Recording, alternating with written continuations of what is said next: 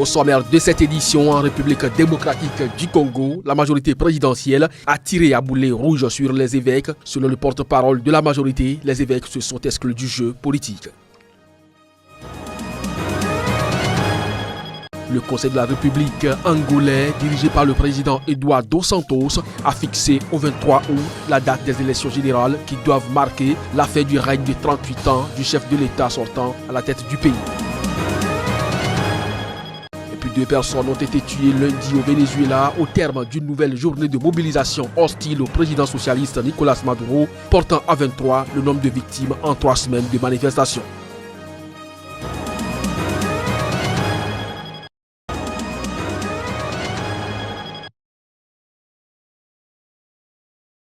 À l'ouverture de son procès pour meurtre devant un tribunal du Cap, où il est notamment poursuivi pour triple meurtre et tentative de meurtre, Henri Van Breda a plaidé non coupable ce lundi. Il est accusé d'avoir massacré ses parents et son frère à la hache dans une résidence huppée en Afrique du Sud. Les faits remontent en janvier 2015 où la famille de Henri Van Breda, à l'exception de sa sœur et lui, avait été retrouvée dans leur maison de Stellenbosch, manifestement assassinée à coups de hache. Le jeune homme raconte avoir vu une silhouette cagoulée en train d'attaquer son frère Rudy avec une hache. L'agresseur s'en est ensuite pris à son père en lui assénant des coups de hache.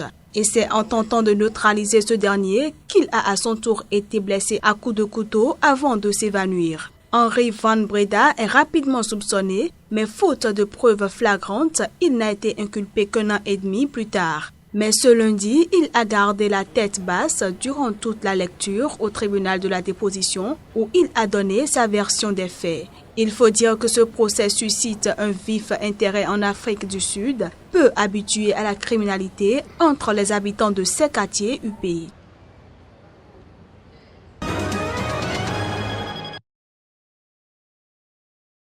En République démocratique du Congo, la majorité présidentielle a tiré à boulet rouge sur les évêques lundi, suivi par l'aile Olengakoy du rassemblement. La semaine dernière, la conférence épiscopale nationale congolaise, SENCO, avait critiqué la démarche ayant amené à la désignation de Bruno Tshibala au poste de Premier ministre. Une déclaration qui, selon Kinshasa, trahit le caractère partisan de la démarche de la SENCO. Selon le porte-parole de la majorité, la SENCO s'est elle-même disqualifiée pour prétendre incarner encore la confiance indispensable de toutes les parties prenantes à son égard, a-t-il déclaré. Ce regroupement a accusé l'organisation des évêques catholiques de s'être transformée en formation politique. La SENCO, qui aurait dû être l'église au milieu du village, s'est malheureusement, par sa déclaration partisane, transformée en parti politique affilié à certaines personnes, a affirmé le porte-parole du rassemblement, l'aile Olengakoy. Selon l'aile Olengakoy du rassemblement, l'attitude de la SENCO entre en contradiction avec la sagesse du roi Salomon.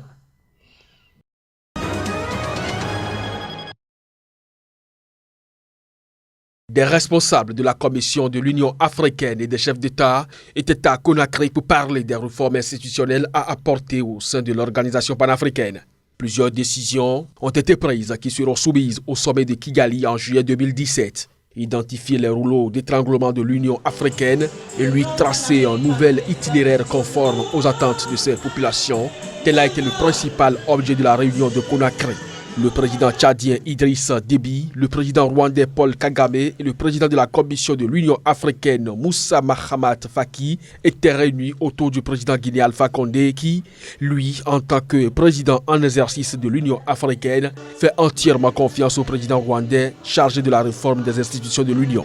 Paul Kagame et Moussa Mahamat Faki sont invités à accélérer l'exécution des décisions de Kigali sur les prélèvements de 2% sur les importations au niveau de tous les États membres et de la mise en place avant le sommet de juillet 2017 au sein du cabinet du président de la Commission de l'Union, de l'Unité et des réformes.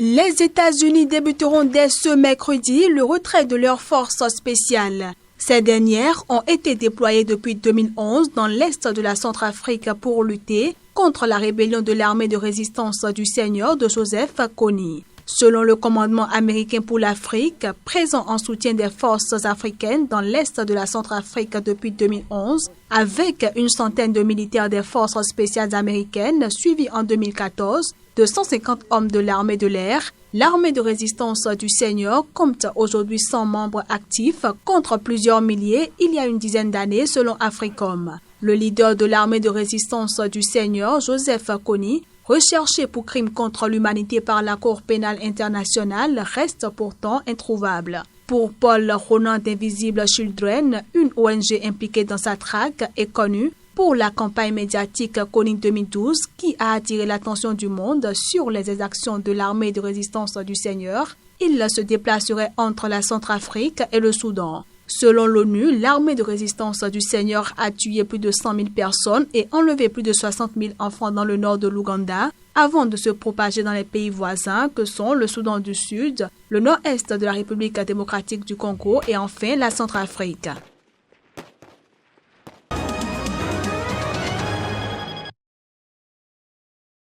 En Angola, le Conseil de la République présidé par le chef de l'État José Eduardo dos Santos a fixé au 23 août prochain la date des élections générales. Le président doit maintenant formellement convoquer les 9,6 millions d'électeurs d'Angola. Critiqué par ses adversaires pour avoir mis l'État et l'économie en coupe réglée, le président dos Santos au pouvoir depuis 1979 a annoncé qu'il ne se représenterait pas lors de ce scrutin. Et son parti, le Mouvement populaire pour la libération de l'Angola, a déjà désigné en février dernier l'actuel ministre de la Défense José Lourenço pour le succéder en cas de victoire très probable. Toutefois, l'opposition a déjà exprimé ses inquiétudes sur les conditions d'organisation du scrutin, et ce, malgré que le chef de l'État ait estimé que toutes les conditions politiques, législatives, financières, logistiques et de sécurité sont remplies pour des élections générales transparentes et sans contrainte.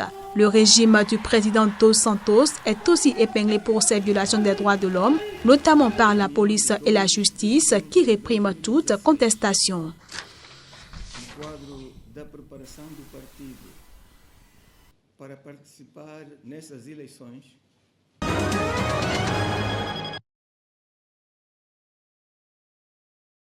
Après Nairobi en 2015, le deuxième forum du projet de l'environnement et de la sécurité en Afrique, MESA, s'est ouvert le lundi 24 avril 2017 à Dakar, au Sénégal.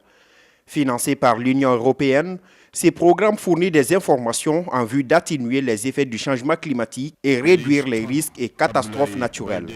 Ces informations collectées et mises à la disposition des décideurs du continent contribuent à la mise en œuvre des politiques environnementales pour un développement durable. L'objectif, évidemment, c'est d'utiliser actuellement les données d'observation de terre pour aider les États à mieux affiner leur politique, évidemment dans le cadre du suivi et évaluation, mais également face aux problèmes donc, qui nous interpellent, tels que la désertification en ce qui me concerne, les changements climatiques et évidemment donc, la raréfaction au niveau donc, des couverts végétaux.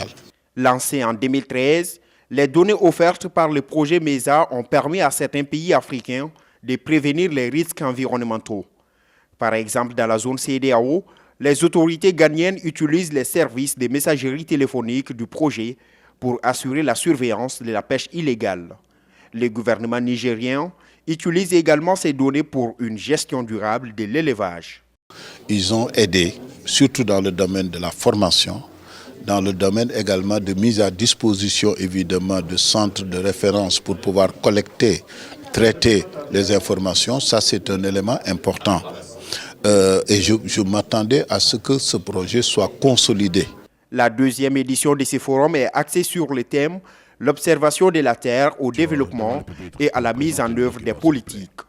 Le projet de surveillance de l'environnement et la sécurité en Afrique, MESA, contribue au 2e, 13e, 14e et 15e objectif de développement durable et au 3e objectif du plan stratégique décennal 2016-2025 du groupe des observateurs de la Terre.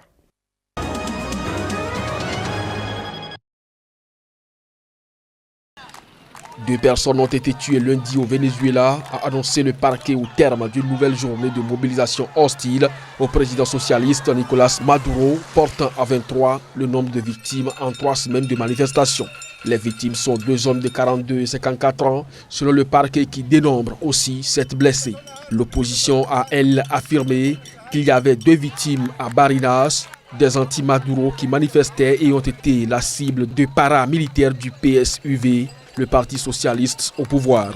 L'annonce de ces décès contraste avec le calme constaté lors de la mobilisation de lundi, quand des milliers d'opposants ont bloqué les routes du pays pour réclamer les élections générales anticipées. Seules quelques heures ont été observées quand la police a dispersé avec du gaz lacrymogène des manifestants qui lui jetaient des pierres sur une autoroute de la capitale.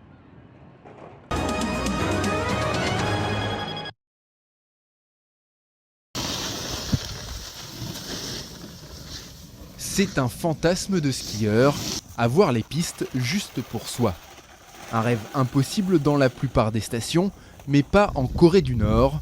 Le domaine de Massik, à l'est du pays, propose 9 pistes à l'enneigement parfait. Et le seul endroit où on fait la queue, c'est la piste pour débutants. Car pour la plupart de ces skieurs, c'est la toute première fois. Au début, j'étais vraiment nerveuse. J'arrêtais pas de tomber. Et maintenant, grâce aux instructions des moniteurs, j'arrive à me débrouiller. Je pense qu'il faut que je redouble d'efforts pour répondre à l'amour et à l'attention que nous a porté le maréchal Kim Jong-un en construisant cette station. La station de sport d'hiver de Massik, c'est un peu le bébé du leader nord-coréen Kim Jong-un. D'après les médias d'État, l'objectif serait d'offrir des loisirs civilisés à son peuple. Officiellement, la station accueille 70 000 visiteurs par an, un chiffre qui colle mal avec le nombre de skieurs sur les pistes. Je pense que le ski va continuer à se développer. Et pourquoi pas? Avec cette superbe station construite par notre mère patrie, je crois que nous allons éblouir le monde avec notre industrie du ski. Les observateurs étrangers s'interrogent sur la nécessité réelle d'avoir une telle station. La Corée du Nord est sous le coup de nombreuses sanctions économiques à cause de son programme nucléaire. Notre respecté général a courageusement décidé de construire cette station. Bien sûr, il y a beaucoup de domaines dans le pays où l'on doit dépenser de l'argent. Mais il l'a fait ici pour offrir ce cadeau à notre peuple. Un peuple qui a probablement d'autres priorités que les sports d'hiver. Selon l'indice de la faim dans le monde, 40% de la population nord-coréenne serait sous-alimentée.